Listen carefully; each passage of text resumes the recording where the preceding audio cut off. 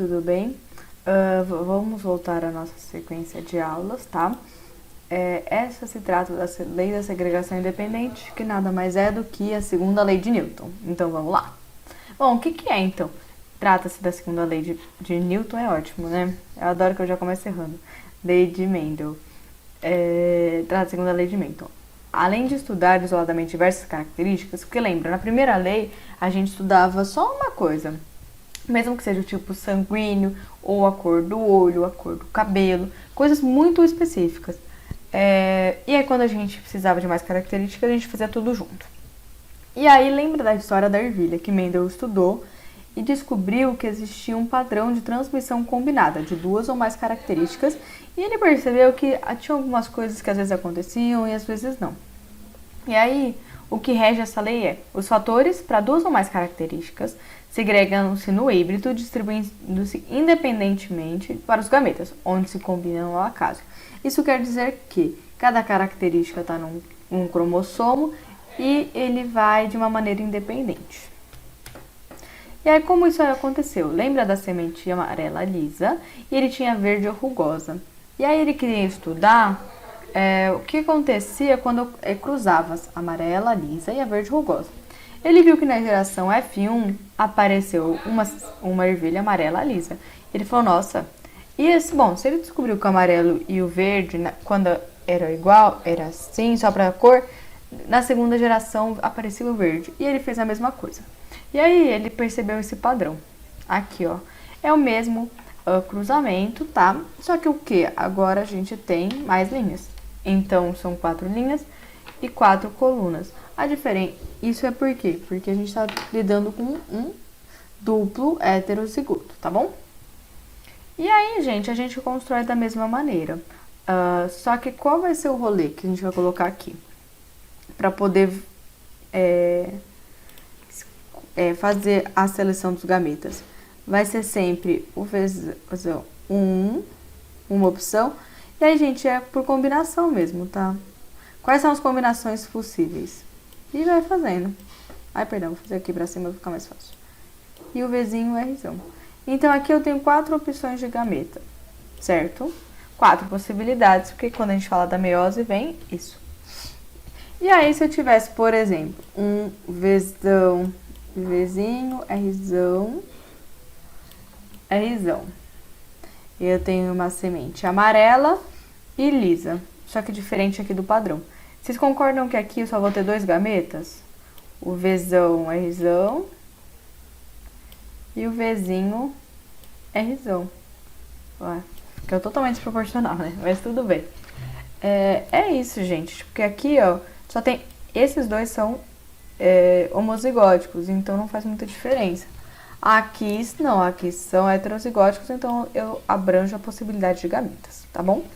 E a mesma coisa, tá, gente? Cruza aqui, ó, Vzão, Vzão, Rzão, Rzão. Vzão, Vzão, Rzão, Rzinho, tá bom? E aí, como determinar, então, o número de tipos de gameta? Para determinar o número de tipos de gametas formados por indivíduo, segundo a segunda lei de Mendel, basta aplicar a expressão 2 elevado a n, em que n representa o número de pares alelos genóticos quando são heterozigoses. Bom, aqui tá. Esse aqui é o exemplo mais clássico, que foi aquele Vzão, Vzinho, Rzão, Rzão. Eu tenho só um par heterozigótico. Vocês concordam que aqui é homozigótico, então não faz diferença?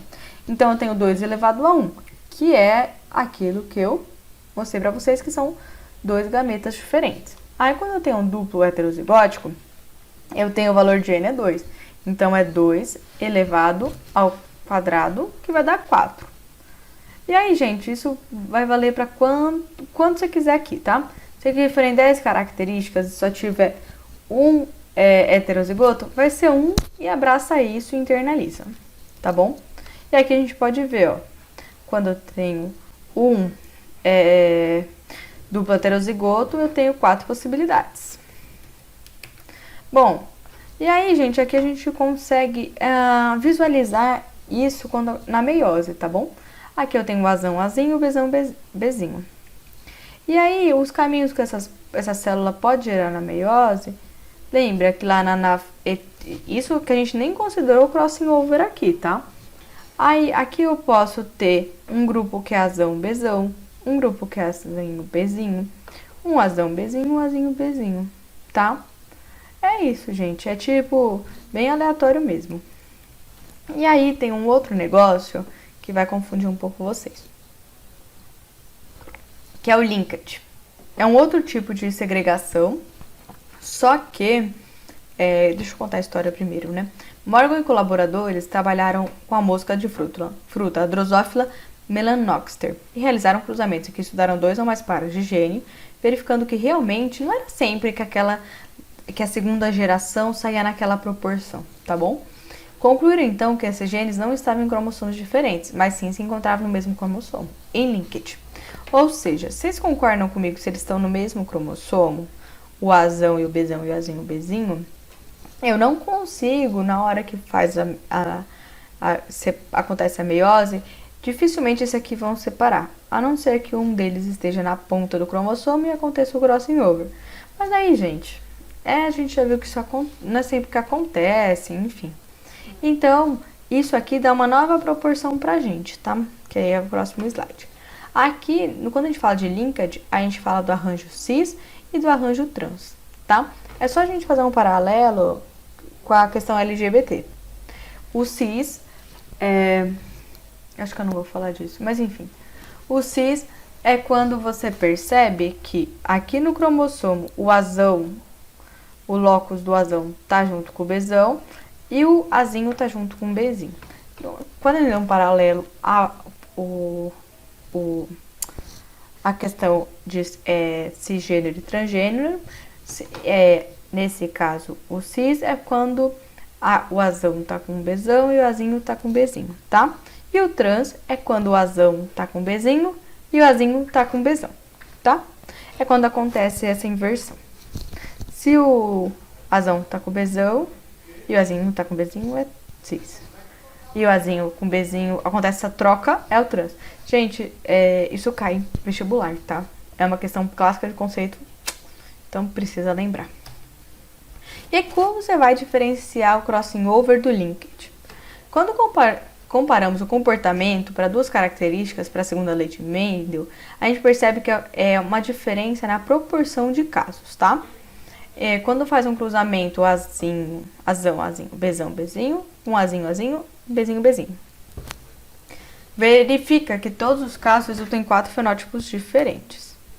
A diferença está em cada caso nas proporções obtidas. Na segunda lei de Mendel, haverá 25% de cada fenótipo. No linkage com o crossing over, os 2 fenótipos parentais surgirão com mais frequência do que as frequências recombinantes. Por que isso, gente? Vou desenhar aqui para vocês, tá? Aqui, quando a gente faz o cruzamento, a gente vai ter... Aqui, nossa, eu sou péssima de desenho, mas tudo bem. Aqui vai ter 4 opções pra gente, tá? E aqui, uma só. Então, não precisava, na verdade, desse desenho, mas tudo bem. Aqui vai ser um azão, bezão. Um azinho, bezão. Um azão, bezão. E um... Nossa, minha letra é péssima, gente, perdão. E aqui é bezinho, tá? Perdão. Bom, aí aqui vai ser um azinho, bezinho. Tá? Esse aqui vai ter uma diferença.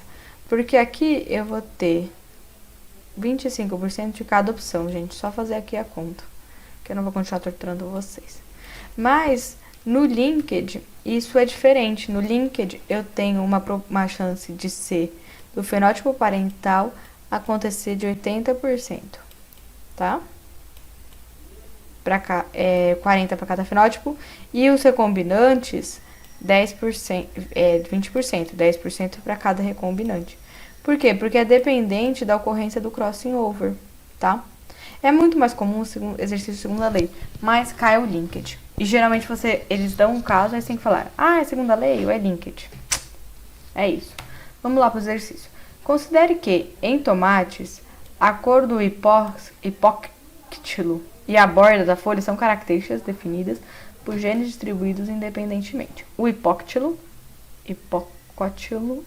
roxo é produzido por um gene recessivo R1 e o hipocótilo verde pelo seu alelo R1. Não vou falar mais essa palavra, gente. A folha lisa é produzida pelo Fzinho e a folha serrilhada pelo Fzão. Então a gente percebe que o roxo e a folha lisa são recessivos e a serrilhada e verde são dominantes. Considerando ainda que o cruzamento dos genótipos de híbridos, ou seja, heterozigotos,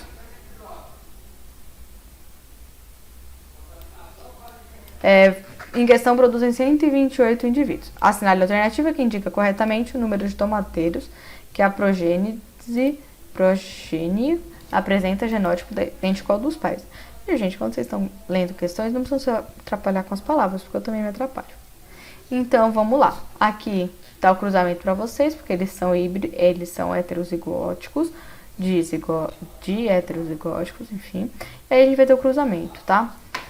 Aqui, lembra que eu fiz aquele jogo do Rão, Fzão, Rinho, Fzão, enfim, e coloquei a proporção, tá? E aí, eu vou contar uma coisa pra vocês, não é nesse exercício ainda. Eu preciso que ele tenha o genótipo igual ao dos pais, tá bom? Então, ele tem que ser Rão, Rrinho, Fzão, Fzinho, que existem 4 deles, tá bom? Rão, Rrinho, Fzão, Fzinho, aqui e aqui. Aí, como eu vou descobrir quanto que tem? Aqui a gente tem 16 genes. 16 genes possíveis. E aí, eu tenho um total de 128. O que eu tenho que fazer primeiro? Eu tenho que falar 128 dividido por 16, para encontrar quantas vezes isso aqui aconteceu.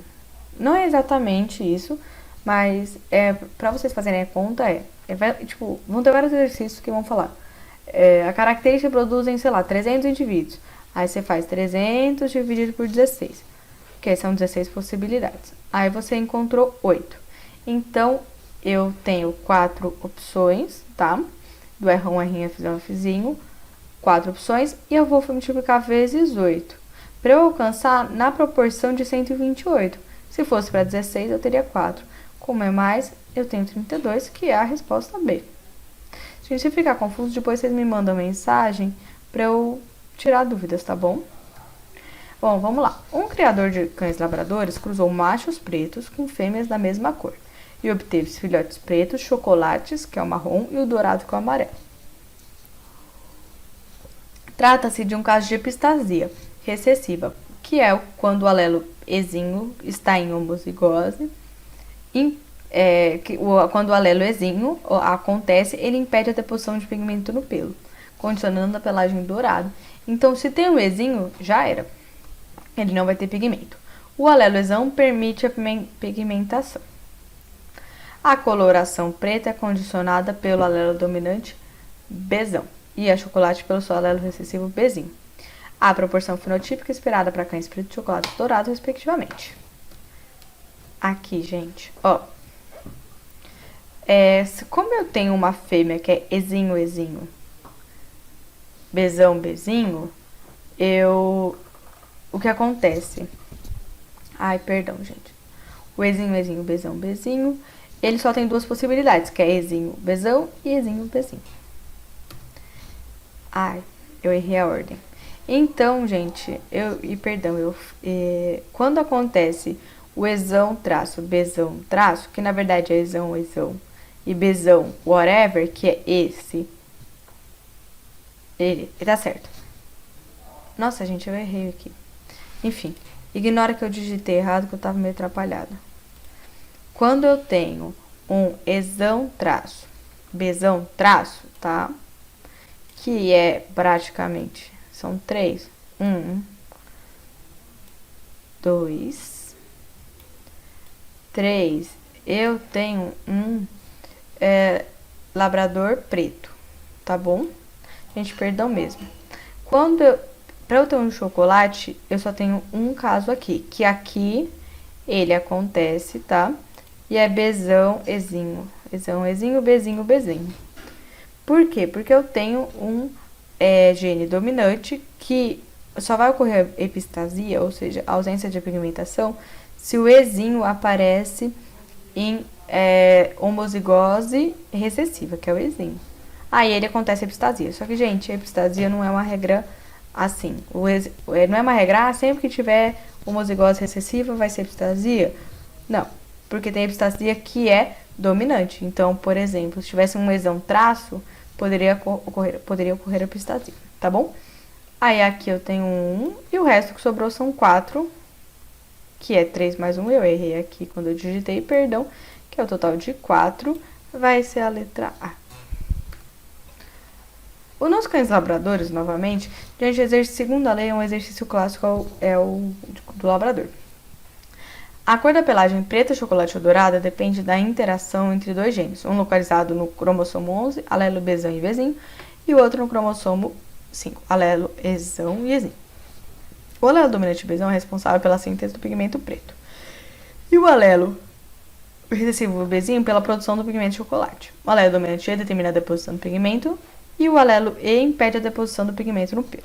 Dentre os 36 cães resultantes de cruzamentos de cães heterozigóticos, os dois locos com cães duplo homozigóticos recessivos, quantos com pelagem preta e chocolate dourada, respectivamente, são. Então, são 36 cães resultantes de cruzamento heterozigóticos, que ele é Bzão, Bzinho, Ezão, Ezinho, com cães duplo homozigóticos, Bzinho, Bzinho, Ezinho, Ezinho. Quantos que vão sair daqui? Paraná, 9, 9, 18. Eu não trouxe o cruzamento, porque é igual ao outro praticamente, só tem que eliminar 2 linhas, tá bom? Mas, por esse aqui ter o Ezinho, a gente tem que fazer o cruzamento desse aqui com o Bzinho, Ezinho. E aí, pegar a proporção e dividir por 36. Em certas populações de coelhos, a cor da pelagem é condicionada por 2 genes, Bzão e Rzão, de segregação independente. O alelo dominante Bzão determina a pelagem da coloração preta e seu alelo recessivo a pelagem de cor marrom. O alelo dominante condiciona a pelagem longa e o alelo recessivo R de Rex condiciona os animais de pelagem curta. Considerando os princípios que regem a segunda lei de Mendel, a proporção fenotípica esperada em relação às duas características na descendência proveniente de cruzamento animais entre heterozigotos é... E aí, gente, a última lição que eu queria ensinar pra vocês. Lembra que na primeira lei de Mendel, em um cruzamento heterozigótico, eu tinha a proporção 1, 2 e 1? Pois bem, na segunda lei, no duplo heterozigótico, a gente tem uma proporção também, que é o 9, 3, 3, 1, em que o 9, ele vai ser, nesse caso, Bzão, traço, Rrão, traço, que ele vai ser preto, perdão, gente, tá difícil hoje, Rrão, traço, que ele vai ser preto de pelagem longa, tá? Então, a gente já exclui o A e o B. Aí, o 3, ele vai ter uma característica dominante e a outra recessiva. Rrinho. Esse vai ser na mesma proporção, que vai ser Bzinho, Rrão, traço. E o principal vai ser apenas um duplo homozigoto recessivo, que vai ser Bzinho, Rrinho. Então, portanto, só pode ser a letra D, que é 9 pretos longos. Nossa, eu li aqui errado. 3 pretos curtos, 3 marrons longos e 1 marrom curto. E aí eu deixo pra vocês a foto do meu cachorro de presente, porque quando você pensa em segunda lei de Mendel, você pensa em labrador. Tá bom, gente? É isso. E o labrador ainda tem a questão da epistasia, que torna o exercício um pouco mais difícil. E por isso que os vestibulares gostam tanto. Essa aula foi mais tranquilinha. Se tiverem dúvida, gente, treinem, tá? E pode mandar mensagem, inbox, não tem problema. Treinem, lembre que vai ter uma aula de exercício que eu vou pegar bastante no pé. Tá bom? Um beijo e boa semana.